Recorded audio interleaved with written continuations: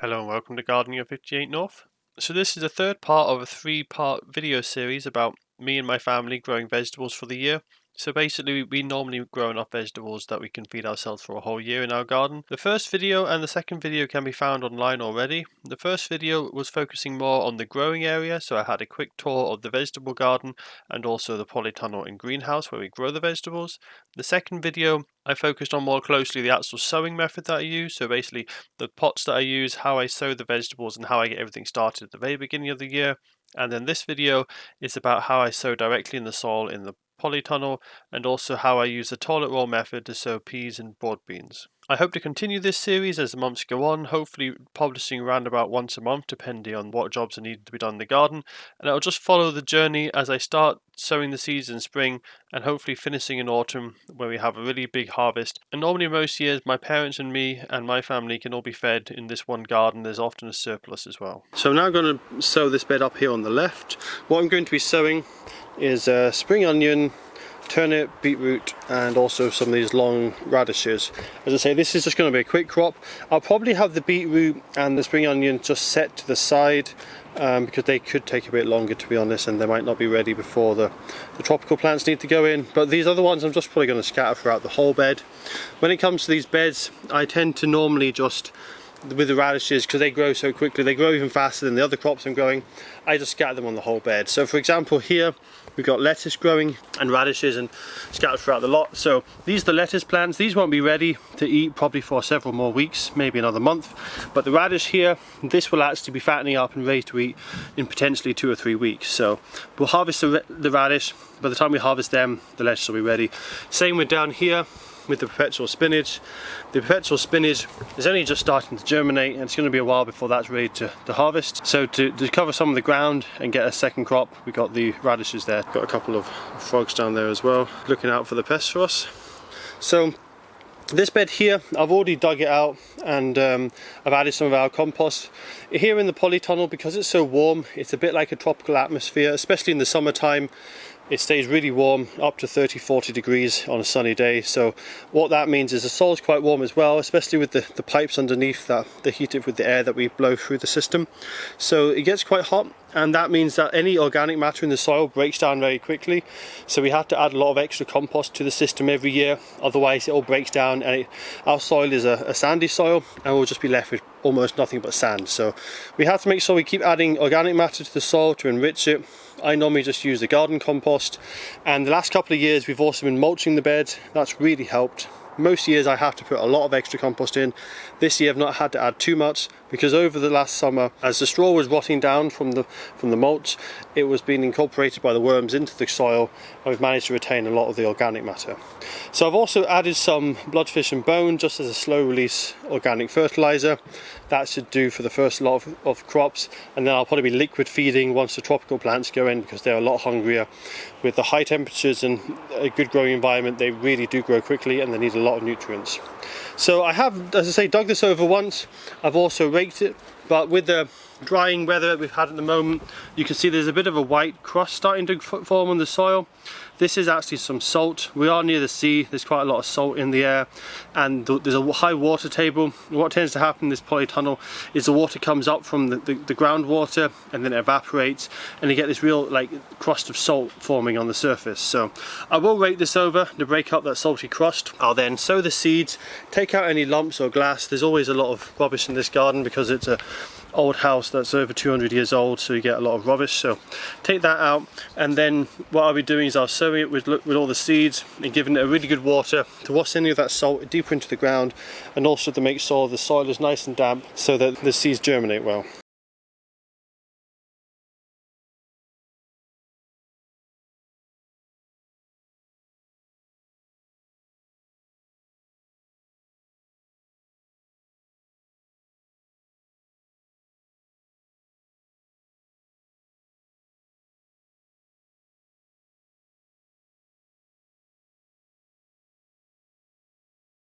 So that's now the bed completely sown.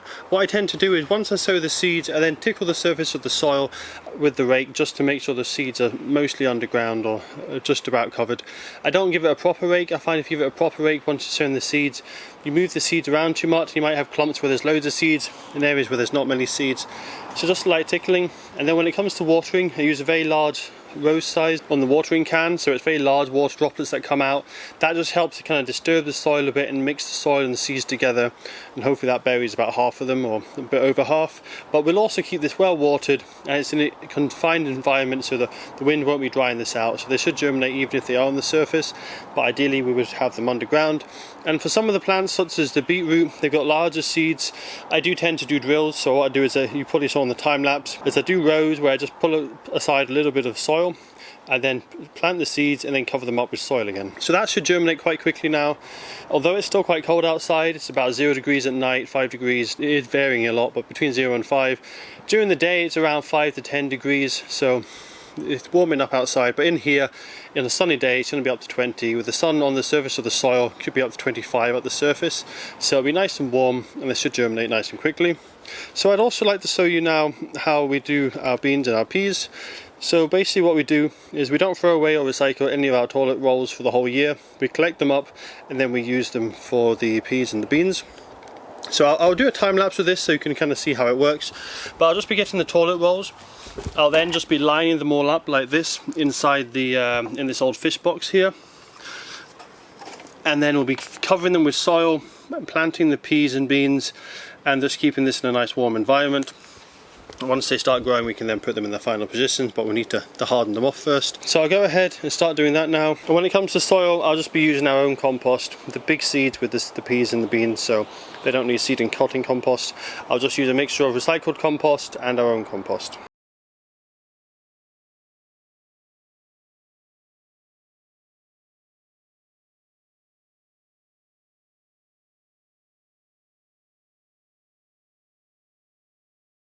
So to give you an example of how nice recycled compost or homemade compost can be, what this mix here is it's probably about 2/3 homemade compost, which I've then riddled, and then the other third is old compost which had a bit of topsoil mixed in. So you can see there is a little bit of sand in the mix. It is good to have a little bit of sand or loam with an organic mix.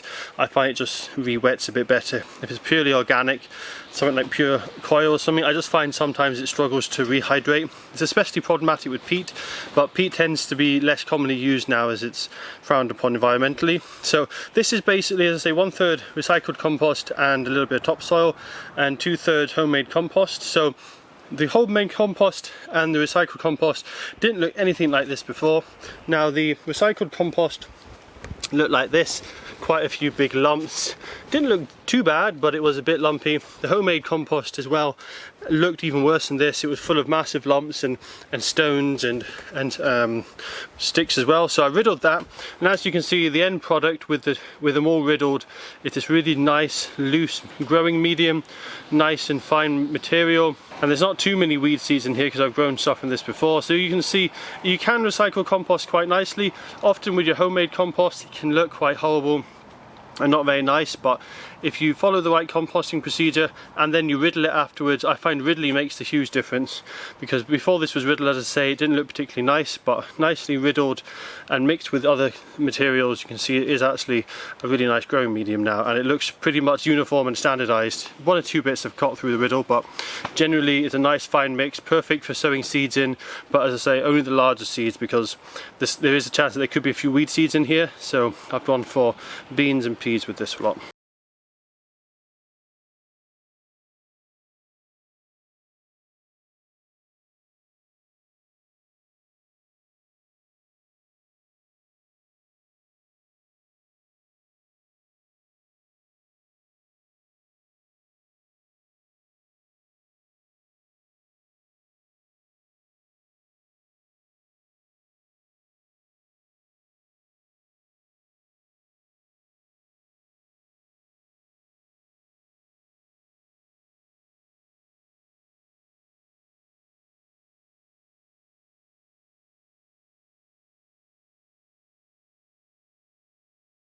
So that's all the peas and beans now sowed.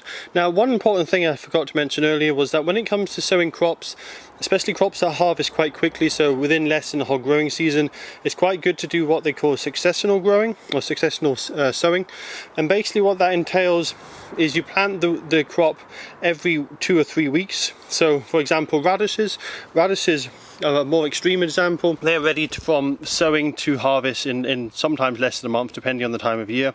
So when you sow a radish, if you sowed all your radishes at the beginning of the year, then you'd have loads of them ready at once after a month, and it would probably be too much for you to actually eat, so a lot of them would go to waste. And then they'll start going over within a few weeks because there's a small window of opportunity to use them, and then you'll have no radishes for the rest of the year. So what you do is you sow a small batch of radishes, and then every 2 or 3 weeks you sow another batch of radish. That way you always have some that are ready to eat and some that are still growing, which will be ready to eat in a few weeks time. So we're doing that with the radishes. These were sowed about a month ago, and then I've sown them today, so they'll be ready. And in about 2 or 3 weeks time I might sow some more in the middle or something, so we'll always have a good supply of radishes. But these radishes on the left here are the slightly longer varieties. They will take a bit longer to ripen up, so that will also help space out the harvesting. And then with the peas, the beans, it doesn't matter too much because they take a bit longer, but the peas, certainly they can go over quite easily. So with the peas, I've sown a lot now, and probably about a month or two I'll sow another lot, and I'll do 2 sowings this year. Peas, they take a lot longer to get established and to start harvesting, and then they will harvest for about a month or 2 depending on the weather conditions. So that's why these, I've sown half of the peas now, and I'll sow the other half in about 2 months time. So with this way, these will come up nice and early and put them in the garden. They'll give us harvest around June, July time. The second batch will probably be sown around about May time, and they will probably give us a harvest August into September. So that way we have peas throughout the whole year that are ready for harvesting. And with these ones, I put broad beans and garden peas on the left here. I then separated out the Mons 2 with the bricks, because at least when the broad beans and the peas come up, they're very obvious which is which, and there will be a line because I've done it in a straight line. But the peas and beans are very obvious which is which.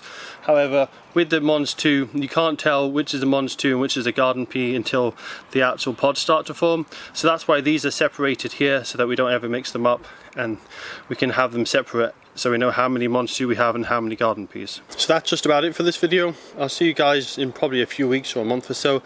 This area should have greened up nicely. It's a bit of a shame not much has germinated on this side. We'll see how that does.